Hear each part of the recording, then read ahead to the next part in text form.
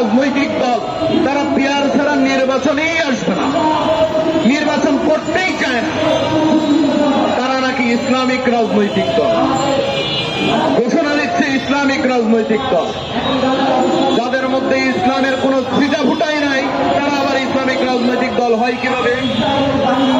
Example হিসেবে যদি বলি, তাদের সেলিব্রিটি আইনজীবী শিশির মণি পূজা মণ্ডপে গিয়ে বলছে একদিকে পূজা আরেকদিকে রোজা। আমি বাটপারকে বলতে চাই, ইসলাম অন্য কোন ধর্মের সাথে যখন মিলায় সে তখন আর মুসলিম থাকে না।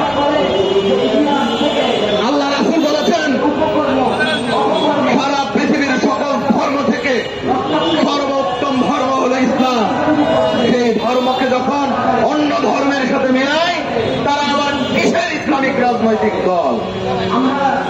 অত্যন্ত দুর্ভাগ্যের কথা, তাদের প্রতিষ্ঠিত একটা ব্যাংক আছে, ইসলামিক ব্যাংক, যে ব্যাংকের বিপক্ষে কথা বলার কারণে সারা রাত গালিগালাজের শিকার হয়েছি। আমি বলেছিলাম, যদি ইসলামিক ব্যাংক হয়, শরিয়া ভিত্তিক ব্যাংক হয়, তাহলে সুদ মুক্ত থাকবে।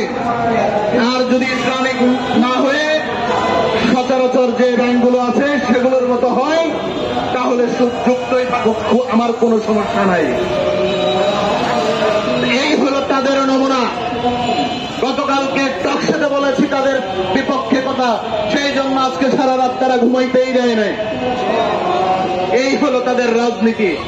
আবার দেখলাম তাদের নায়েবে আমির ভারতের সেনা প্রধানের সাথে সাক্ষাৎ করে, যে ভারত বিগত 17 বছর বাংলাদেশের মানুষের রক্ত চুষে খেয়েছে এবং পরাজিত শক্তি শেখ হাসিনাকে ঠাঁই করে দিয়েছে ভারতে, সেই ভারতের সাথে এত অতপ্রত সম্পর্ক কিসের?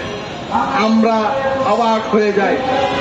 তাদের বানানো বিপি এতদিন ছাত্রলীগের রাজনীতি করেছে, এখন তারা নাকি জামাতের আদর্শে রাজনীতি করে।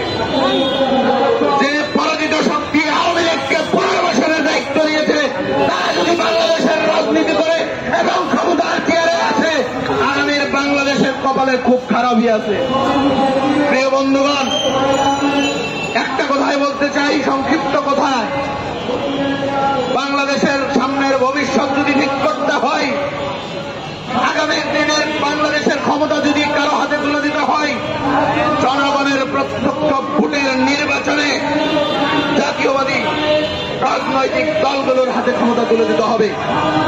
আর যারা মুখে এক কথা, অন্তরে আর এক কথা, কাজে কর্মে ভিন্নতা, এরকম রাজনৈতিক দল যদি একটা আসনও পায়, সেই আসনটাকে নরক হিসেবে তৈরি করবে।